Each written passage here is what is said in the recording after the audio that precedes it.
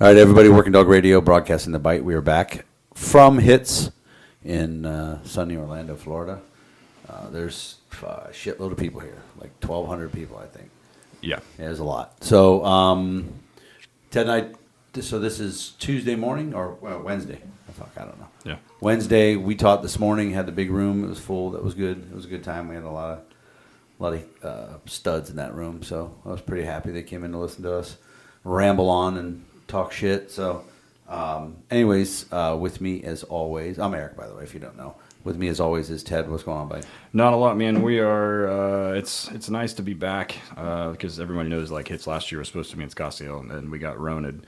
So it's nice to be back and see everybody. And there's definitely a lot of people here, man. Last night at the booth, we were we were slammed. It was pretty. It's pretty nice to see. The hotel's really nice. We got a pool. I haven't been in it. Probably not going to. But we're going to be doing several interviews while we're here and uploading. We're not going to be doing video for these because the closest room that we had to where the conference is looks like a jail cell. So it's tiny. We're literally in a closet, so we're just going to make Tom Cruise jokes the entire week. So yeah, today, first interview today with the guys from Bellator K9. For those that follow us on social media with HRD, you'll recognize Billy. He instructed out at the Johnson City, Tennessee one, and then helped me out at the which conference was it? Blueline? Blueline. Yeah, it was Blueline. Helped me. He co-instructed a Blueline too because Eric got the fucking Rona and was in the hospital. So yeah, with that we got Billy and Brian. So Billy, why don't you start off and give us a little bit of your background, a little bit of your history? Yeah, I'm Billy Sawyer. Right now, I'm currently a supervisor for an agency in Colorado. I run a K9 unit. But prior to all that, straight out of high school, went in the military, was in the Navy for 4 years, got out. At that time, I didn't want to be a cop, but came back and decided that police work was the direction I was going to go. Got hired with the Jacksonville Sheriff's Office in Jacksonville, Florida. So I'm back home now with my people. Did that, undercover narcotics for a couple years, and I don't know what drove me to Colorado, really. It was kind of an accident. I applied for one agency. I said, we'll see what happens. And then it happened. Just got hired. Went out there about 10 years ago and got involved with K9 pretty quick. Started hanging out with Brian Hempelman with his agency and stuff and doing a lot of decoy work, and then eventually got into K9. I was on the SWAT team early on and then promoted. We're growing our unit. We're up to 5 dogs now. Adding 2 more. We'll be at 7 next year, and just having fun. I saw Jacksonville lady wearing a Jacksonville shirt in the elevator today. It's pretty busy there, right? Yeah, it's very busy. How big's their unit? I think they right now, which I think it's about the same that it was when I was there. I think they run. It's anywhere from 18 to 20 patrol dogs. I actually worked with her back when I worked at the sheriff's office, so I've known her for a very long time. Yeah, she's in shape, by the way. Yeah, she will. Better than me. She will smoke you. Yeah, right. Yeah, I can tell. Hits K9 Training Conference. This is America's premier K9 training seminar packed to the brim with the world's best instructors and me and Eric, all covering important topics. There's no better place to learn and no better place to network with other handlers, breeders, and trainers. Hits 2022 is being held in Orlando, Florida this year, August 16th through the 19th. And I know how you guys are. Everybody waits at the last minute. And in the post-Rona world, everybody's training budgets are being cut and everybody's deciding whether they're going to be able to get to go or not. So don't wait because they're not going to have an infinite number of spots. And the price goes up after a certain date. So get signed up as soon as possible. It's in Orlando. We'll see you there. Be sure to hit them up. Hits K9, letter K, number 9.net.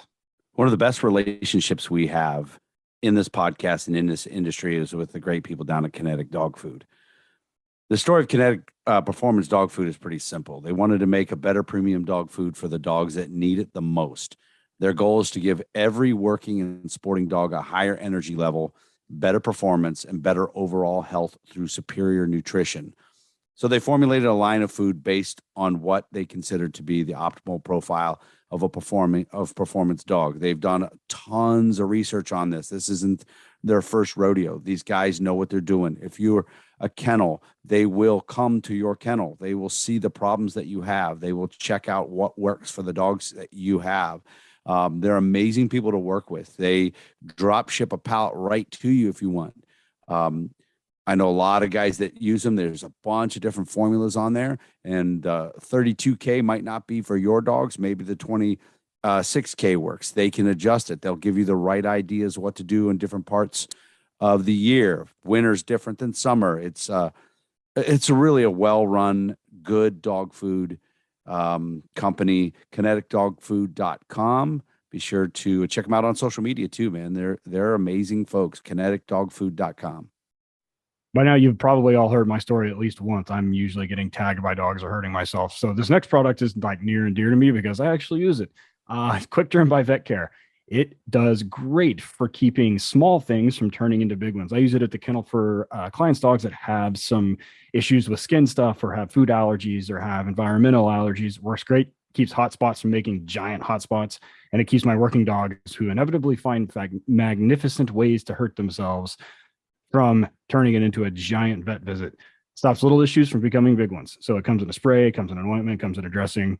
It's great for creating a protective barrier and promoting wound healing. You really only have to use it like once a day. So there's no reason not to have it in the vehicle.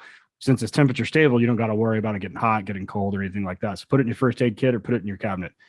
Vetcare.us on the internet. Quick Derm by Vet Care on on Instagram and on Facebook, and then hit them up with the discount code 10WDR for 10% off your first order. So my entire time that I was a handler or a trainer in law enforcement, the cars at my department, in the departments that I trained, all had American aluminum accessory kennels in the cars.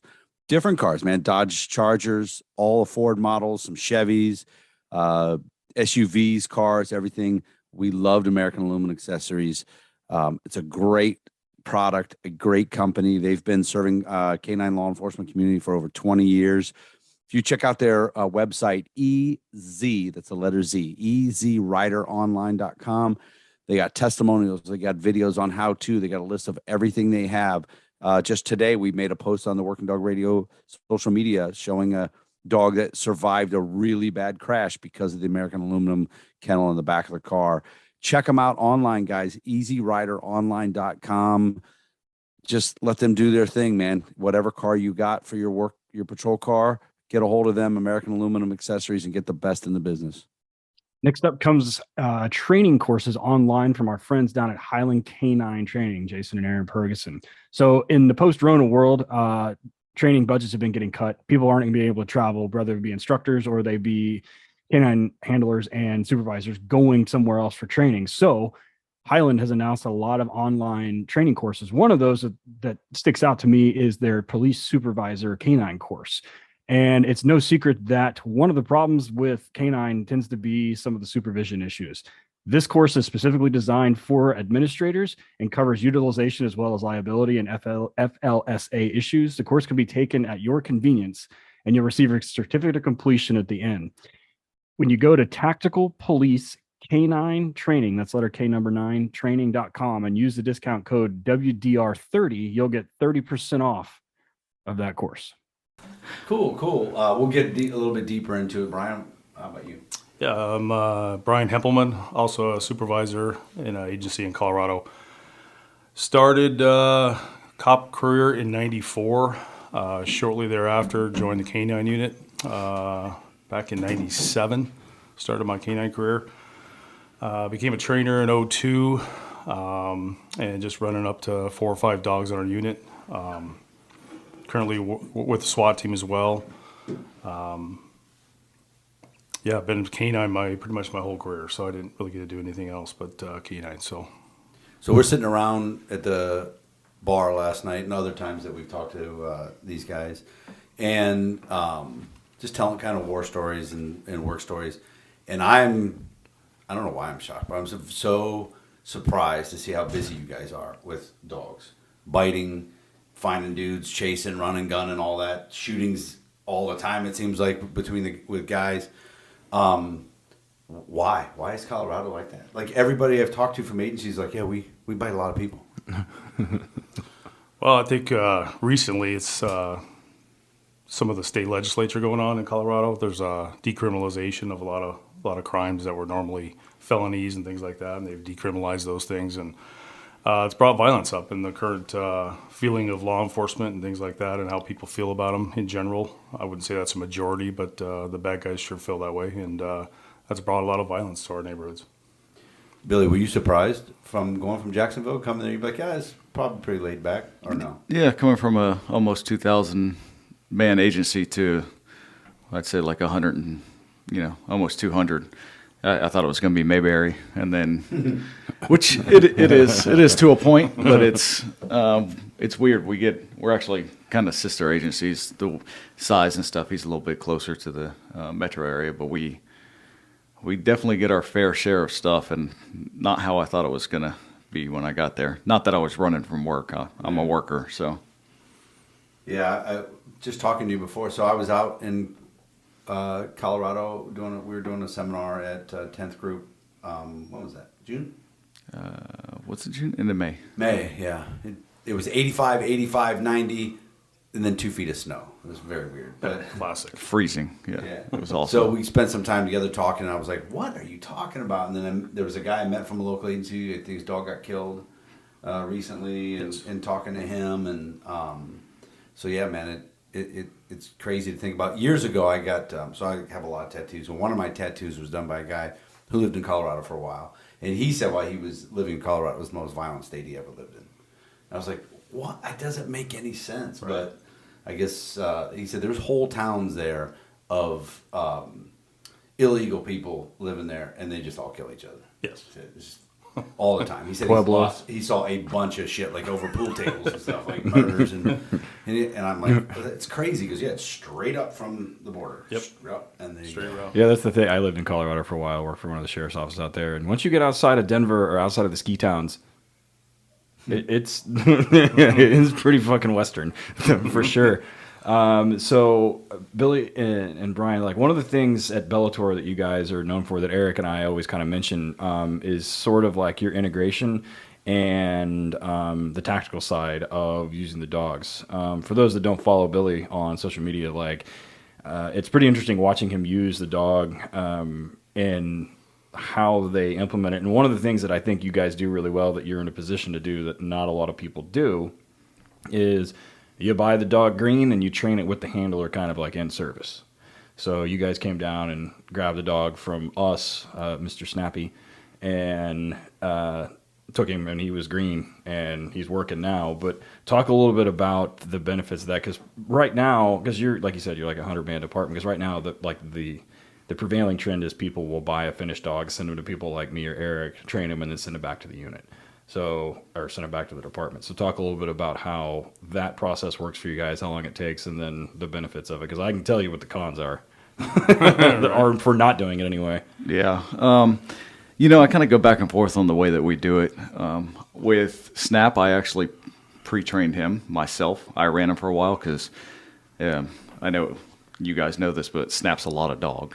Actually, everybody in here knows this. When I say a lot, I know Ted's mentioned it a few times. You got some of those prey monsters that if you tap the table and said, Stellan, this dog will absolutely bite anything you told him to. Like, and it started that way. I tried to put him in a car just for exposure, like nothing, just for fun. And I'd tap him like, no, up. And he would just bite something. And I was like, okay. So, so for him, like I spent a lot of time with him myself, because with a green handler and that much of a dog, I didn't want there to be issues. So we slowed things down, made him manageable, and then brought the handler on, who actually does a phenomenal job with him for being a green handler with that much dog. So he does a really good job. They actually have a very interesting relationship. They still have a few conversations every now and then. Yep. Because Snap's one of those dogs that if you correct him and he didn't understand why you were correcting him, he gives you a look. If you do it twice, it's go time. So, but yeah, so what we'll do is we'll go buy green dogs. Generally, I'll do at least a couple months of pre-training before I hand them to handlers, unless they're an experienced handler. We go through that, and then I run an in-house course, usually with Brian, and we put them through about 8 weeks. The good part about that is I get them to a point where we always talk about certification standards, which I think, in my opinion, should be the lowest level. Yeah. So we don't train for that. I get them to a certain point where I know they're going to pass cert, and then we prep them for the street, which is very, very advanced. So when I know they'll certify, the good thing is we also get to deploy through the academy when they're certified. So if we get a dog call, now I get to go as a supervisor trainer and kind of not hover over them, but hover over them a little bit. They don't understand that decision-making process, make sure we're doing it the right way, get to, go over case law, things like that, and make sure the dog's doing well also. And if we see an issue, we go right back to the drawing board and fix whatever it is, which is generally pretty minimal at that point. But so my favorite thing is really that, is setting them up that way and getting them the way that we like to use dogs, which we talk about tactical stuff. Like, it's very early on that we're showing them that they'll work for other cops. You know what I mean? Not always not going to bite a cop, but we mitigate that risk. Yeah. Yeah, back home we were biting. It happens a few times a year, and they came to me. They're like, "Can you please stop?" I'm like, "Tell him to quit getting in the way. Look, he's got a mouth. Just don't step in front of him." Don't put your fucking arm in his mouth. So something you mentioned earlier, I was going to get Brian's opinion on this. A thing that drives me kind of nuts is this. Well, you can't give that dog to a first-time handler. You can't give a Malinois to a first-time handler. We want to get a German Shepherd. Why? Who's a first-time handler? You can't get a Malinois to a first-time handler. Absolutely ridiculous. Yes. Ridiculous. Yes. Where do you fall on that, Brian? What do you see from that? Yeah, ridiculous. When we test dogs, we test for the best dog. We're looking for what's going to be good for our mission. What we need in our city, what kind of deployments we're going to have, and that's what we look for. That's what we test for. And if it's a high-speed mal, then the handler's going to get a high-speed mal. So we definitely look for the best dog overall, period. That's all we're looking for. Yeah, and I think that's either poor training, the guy doesn't have confidence in his training, or just some regurgitated crap. Yes. From years and years. Like, I have a dog in my kennel now that was returned to me. Just the agency created a lot of conflict, and he bit the handler. Right? So they returned him to me. Not a problem. He's not a problem. He's one of those dogs that I'm not worried about giving him to a first-time handler, but it's got to be an athletic guy who can accept, because everything the dog does is 1,000 miles an hour. Everything. Like, going from a down, flipping into heel is so fast and so exaggerated and ridiculous that if the guy, you start getting scared, they start flinching, and then there's a progression how that shit works. Yep. With dogs that start flinching on you. Yep. I let him out at the kennel, and he's off leash. He goes to the bathroom, and he runs back at me full speed, right at me, and I'm like, "What are we doing?" And he'll drive by real fast, or he'll come in and blast me in the chest and flip into the heel position. But if you're like maybe a less athletic or a slower person, that'll freak you out. Yeah. So I don't have a problem sending him to a place for a green handler. It's just probably got to be the right guy. Yeah, the right guy, and that dog can carry that kid. That guy, through some tough times if he's solid. Yeah, just let him go. Yeah, I don't like that. I'd rather get rid of a handler than a dog. If we have the right dog and they can't keep up, I'd rather send them on their way.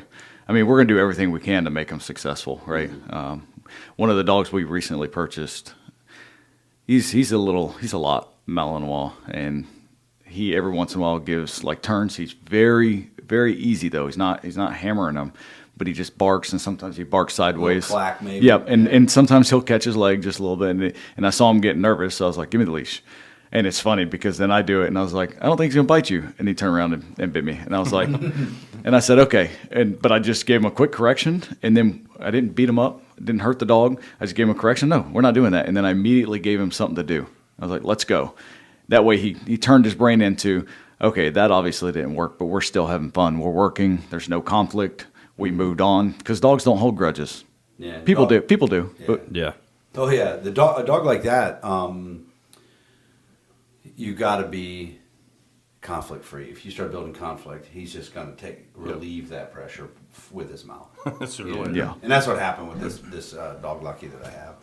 So what we're going to talk about is when I was out in Colorado, Billy and I were working this seminar together and with the 10th group guys and some big Army dudes. And we put a scenario together for the big Army guys, and it's one that I knew would get them every time. They had to search the building by themselves. It was a residence, kind of makeshift residence. We had a target downstairs, told them there's 3 people, target downstairs. We had one of the 10th group guys hiding in a cage basically upstairs, and then we had a decoy. So they send the dog, and the easiest trick is he goes up, sees the decoy, bites him. They hear it, and then the handler always breaks tactical protocol every time. They just move past. So when they were moving past the room where the Green Beret dude was in, he just shot him with marking rounds. And there's got to be some sort of punishment for it. But it's an easy trick way to do it. So, but when we were done, I was just kind of facilitating that, getting that going. And Billy and one of the 10th group guys were doing the debrief for guys on their tactics. And I was impressed that the 10th group guys would defer to you on some stuff. These are CQB experts, right? And you were saying the exact same thing that they do. And I'm like, yeah, you can tell this guy does it, a lot. I've been out of SWAT that was 14 and a half years. Our tactics in the beginning part of my time on SWAT were horrible. First and greatest threat. Just, we would go into because we were doing a raid a week, go in, just run at the first guy. Never even looked in corners. There was no slow. Everything was full speed all the time. Dynamic everything. Yeah, everything. Everything. I remember for 2 or 3 years. Holding Glocks at people's backs saying, Yeah. don't shoot me. for 2 or 3 years, Don't shoot me, I was bro. the first guy upstairs on every house. And it was, we'd hit the door, guy go this way, this way, this way, and I'm just bolting full speed to up the fucking, I'm like, I'm gonna die on steps. Because every house in Ohio, it's a turn. It's a steps up and then a turn up. So then we'll just take the shield. Okay, that helps. How often are you guys working dogs? Because we're going to talk to SWAT integration, which is a tricky subject because, what would you say, 95% of the teams in this country are part-time teams. Yeah. They train a couple times a month. Integrating your dog with a team can be super tricky. Super tricky. And when you answer this for both of you, and for the guys listening to this that may be dual, like as you're on a part-time team, but you're also a canine handler, and we get pushback a lot, and so I kind of want you guys to answer the question, and if you're listening to this, forward this to guys that you work with of why you need the dog, and kind of advocate why, because that's the main pushback I get all the time. That we get all the time. We don't need the dog. We don't need the dog, and it's because dudes don't know what they don't know. Oh yeah, It's interesting because I was actually fortunate enough to work for Jacksonville Sheriff's Office there. It's a Tier 1 agency, right, in Florida. Florida's got 26 million people. They get a lot of money. They have a lot of equipment. They get a lot of training. The narcotics team that I was on is actually a tactical team, and we served a lot of warrants, probably more than the SWAT team did. Now, with that being said, we were trained by them more than most SWAT teams are trained around the country. And then if it was too crazy, they obviously took they're the tactical experts. So we backed off. And then when I came out to Colorado, I wasn't sure what to expect, but I jumped on our team pretty early on, and they were way ahead of the ball, or ahead of the curve on things as far as tactics. So we were never really doing like the kind of crazy, you know what I mean? We slowed things down, and it was all about life priority schedules, things like that. But when it comes to the dog thing, when I first got there, we wouldn't use a dog. We would not use a dog. We would eventually put bodies in there, and not every call is a dog call. But if you're going in there and you think it's dangerous, we'll put paws before boots 100% of the time, because I'd rather go and bury my dog than bury a friend. And if you've ever been to a friend's funeral, it's not fun, right? Horrible. It's horrible. And and I've been to a couple. It's not fun. So, so it took a little bit of time. Once I became K9, they quickly wanted to use the dog. Honestly, I messed up a little bit in pushing that integration stuff. And Brian helped me out a lot, and my dog was, he tagged a couple operators, and they were like, all right, we got to put him on a 6-month break. And I was like, they don't learn by taking, like, they're not like us. You can't put them in a corner and say, this is what you did wrong. So I was like, well, this is stupid, so I'm just going to work on it for those 6 months. And when I come back, they'll think that the 6-month break worked. Really, all I did was fix it with us. So we did that. And the way that we operate, he went to a class with some military guys that, from various groups around the country. And the way that they operate, I was like, well, this is what's going to sell it to my team. And I think every dog can do it. Now, not every dog's going to be great at a SWAT team. I mean, there's dogs out there shouldn't be even on the street at all. Yeah. We've all seen that. So the way that we operate in them, and I know you've seen some of my videos, is the whole team runs the dog. Once I make a decision to cut the leash off, I send the first, revere, find him, tell him whatever command you're going to use, and then we go. If we're going to go, we don't always run behind the dog. But once we start going in, it's the whole team operates the dog. And they'll send them into rooms, do everything else, and we almost never have dog bites on team members anymore, ever. Yeah. So, and along with that, it's the exposure to everything that they would run into on a SWAT deployment, right? It's flashbangs, gas, handlers in masks, guys in masks, group movement, things like that. So it's exposure to those individually, but it's also exposed to them in a search kind of real incident deal. So that's what's really helped us out a lot. Yeah, guys want to, like, I want the dog to be, the first through the door. He'll go left, I'll go right, and all the guys are going to move. Well, that's great, but you train once a month, and you just don't get to do a lot of that stuff at a minimum. So on my entire 14 and a half years, I had 4 dogs when I was on SWAT, and there was several other handlers on there. We never, ever used the dog, ever. And Ohio has basements. I was always like, why are we going to... I always figured I'm going to get shot in the legs on those damn basements.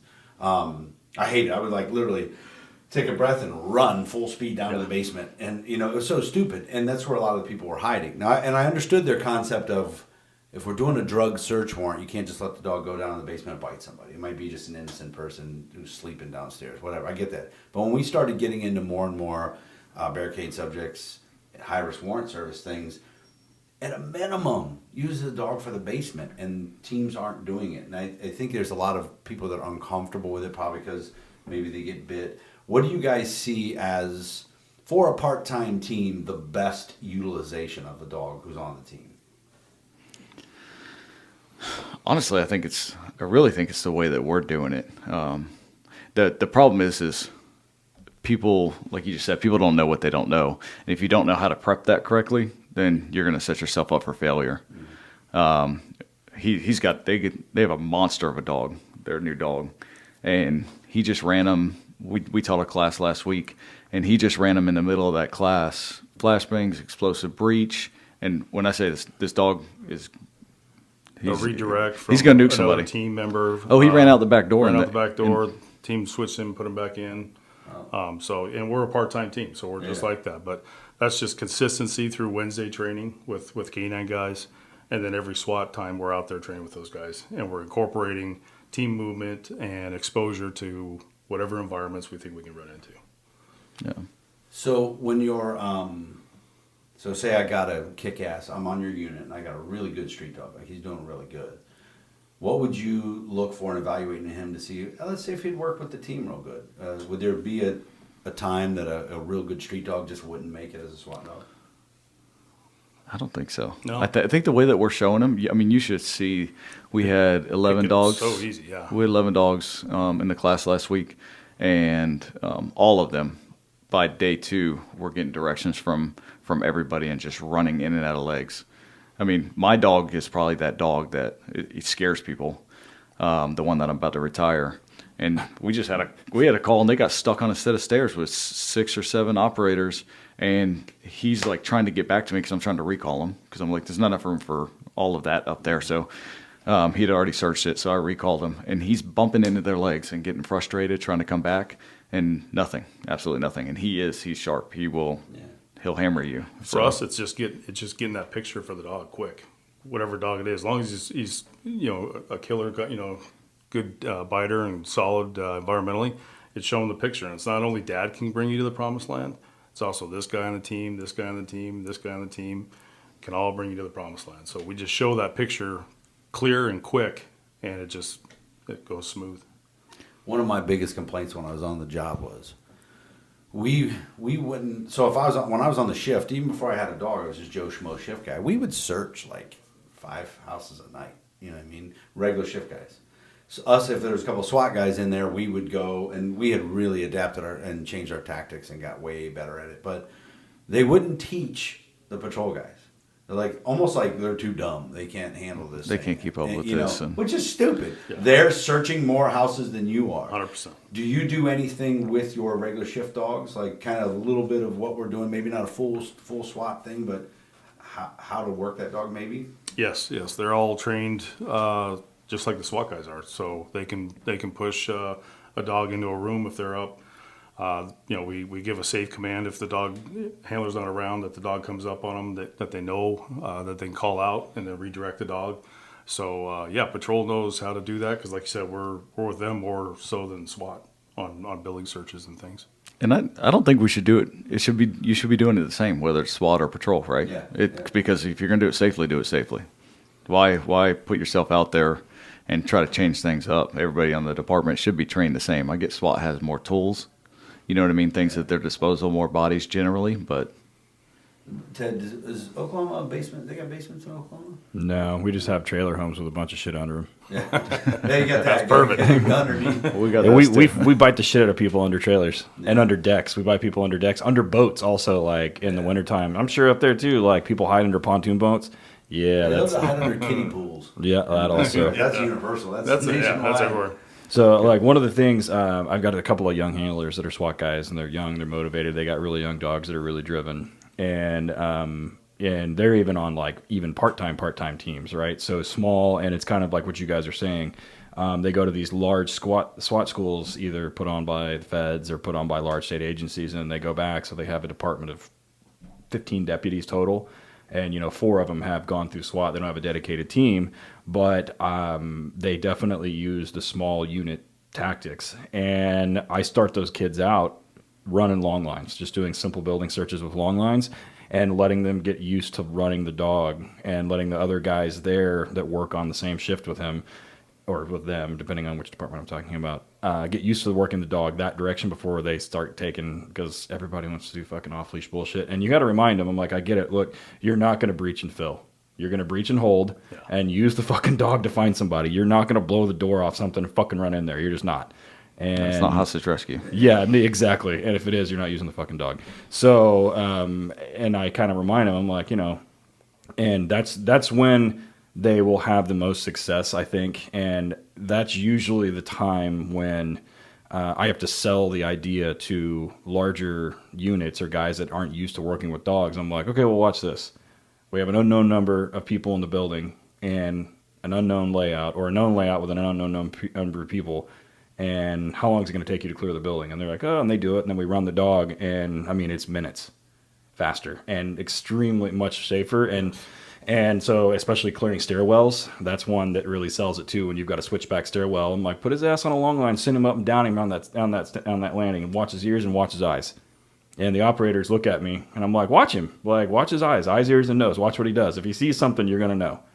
And all of a sudden, they're like, fuck, it's like a remote control camera. I'm like, sorta, like yeah. So all of a sudden, they're like, oh yeah, okay, that's So, and like I said, I think they don't understand what they don't understand, and like Eric says, the 50-mile rule. Like, they got to hear from somebody else that's not the handler. Right. They got to hear from somebody else that's more than 50 miles away. Like, you could say the exact same thing, but if I say it, they're like, that's a great idea. You're like, thanks, Dick. Yeah. So the local trainer looks at everybody like, you sons of bitches. that happens every time I go see Anthony Took Moore you over in 5 Oklahoma minutes. City. It's the same thing. Like, I'll say the same thing, and he's like, I told these motherfuckers that all the time. I'm like, what? All right, we love the Perkinsons down in North Carolina at Highland K9 Training. They are great people, great trainers. They got a good business model. They're awesome folks. We've been with them for a long time. They're also super smart, and they understand that a lot of agencies are struggling to have manpower, so they're not sending people away for training. You guys have been there. You put in, denied, lack of manpower. So they've created an online course section of their website, tacticalpolicek9training.com. You get on there under training, the online course. But here's the best thing. is they offer a supervisor, K9 supervisor course, which we know a lot of police K9 supervisors don't get to go to training. They don't know as much as they should. Right here online, the course discusses topics such as proper selection of dogs and handlers, proper deployment, effective allocation and utilization, as well as liability and the FLSA issues, which we know is where all the legal stuff comes from, interdepartmental. The course can be taken at your convenience, and you will receive a certificate of completion at the end. They're offering an amazing discount, guys. 30% off using the discount code WDR30. It's a no-brainer. If you're a police supervisor and you guys have manpower issues and you can't go, get on tacticalpolicek9training.com under the training tab. Get on that supervisor's course, man. I'm telling you, it's a smart decision. Another one of our favorite partnerships with the podcast here is the one and only Dogtra. The Dogtra guys have been producing some amazing tools in the dog training world for a long time. Everything from e-collars, GPS tracking, ball trainers. If it's electric and you use it with a dog, they've probably done it. They're the best. They are revolutionizing the way you communicate with the dog. I use it daily, whether I'm using pets. I use the 200C on most of our pets. Most of my patrol guys will use a 1900 hands-free, 1900S hands-free, and then I use the ball popper pretty much daily with all of our detection dogs for imprinting on our box protocols. So hit them up at Dogtra Official on Instagram and Facebook, and then you've got dogtra.com. And when you go there, if you use the discount code WDR10, they'll give you 10% off a single item over $200. So if you're looking at a 1900S or that Ball Popper Pro or one of those things, it'll knock a substantial chunk off there. So hit them up, doctor.com, WDR10. So everybody knows that Ted and I not only train police dogs, we train pet dogs, right? We train dogs.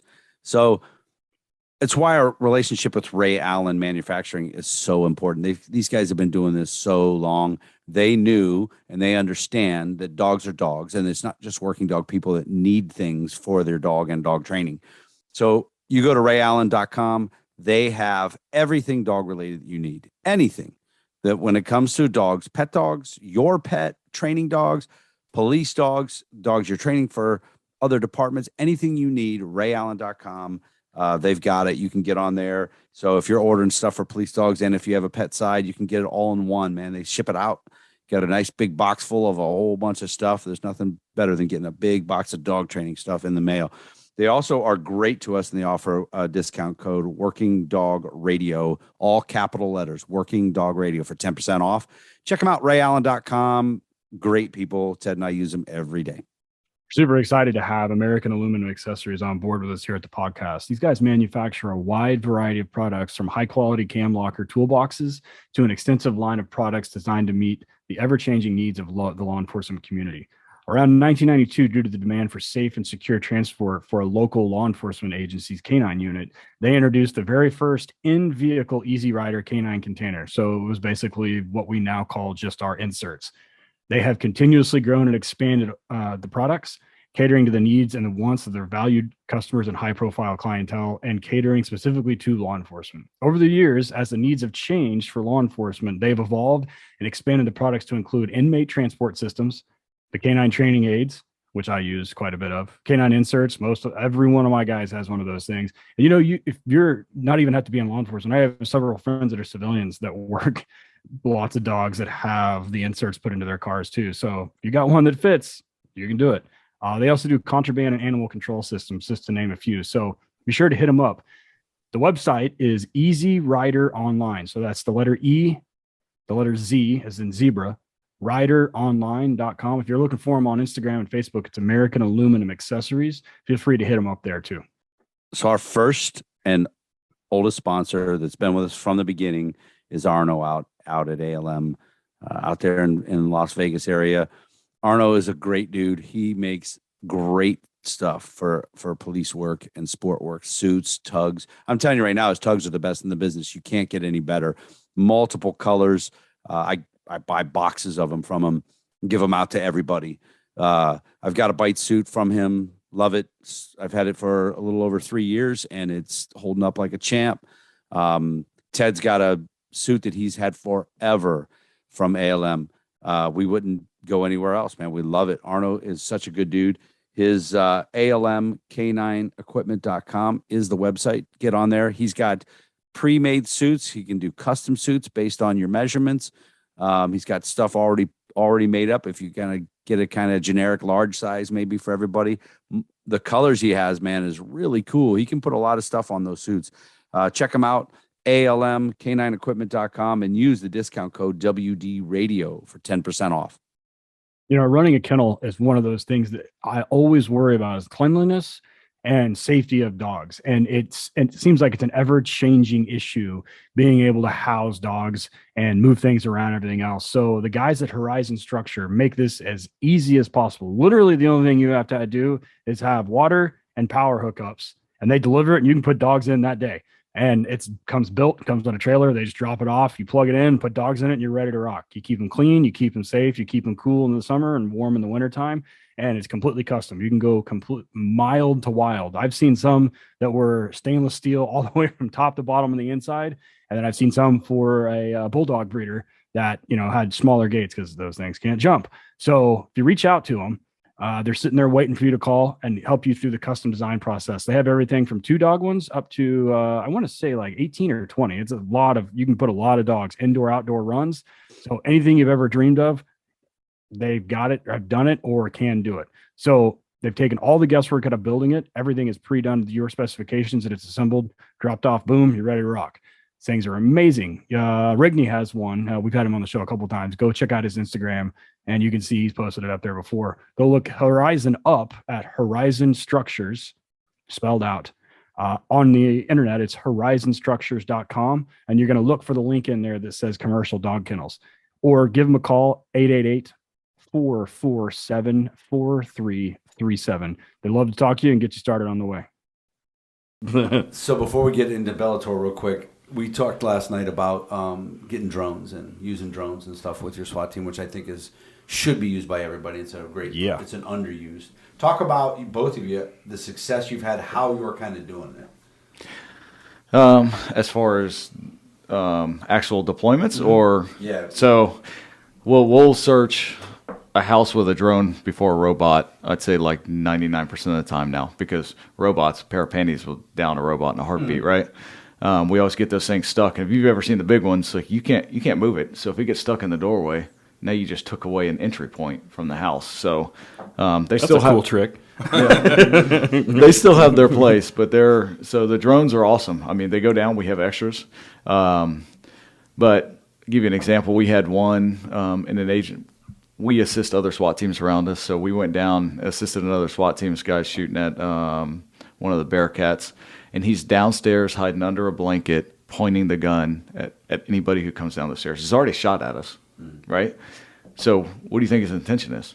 Doesn't matter if it's the dog, if it's the whatever. Drone goes down there and finds him, holding the shotgun, hiding under a blanket. I mean, we dropped 7 tri-chambers of CS in there. The neighborhood was gassed, right? Yeah. So, and it did absolutely nothing to him. Nothing. He didn't sneeze. He didn't blink. He didn't care. So that told us where he was, which then turned around and changed our tactics. So, but generally the way that we will do it is like our team leader, K9 guy, point guy, and the drone operator. We're obviously behind cover. So we're near the Bearcat, wherever we're at, send the drone in. He searches for a person, it comes back out, says, all right, I didn't find anybody, or I did, this is where I think they're at, or this is where they were. And then we turn around and send them back in. We watch the entire layout of the house, so we know which direction to go in the residence that we think is going to be more productive as far as finding the body that we're looking for, and safer, right? Mm-hmm. And then if right before we go, we decide to move up, then we'll down the drone and just keep it as a camera. So he just parks it and watches the feed as we make entry. And if he sees anything, he just lets us know.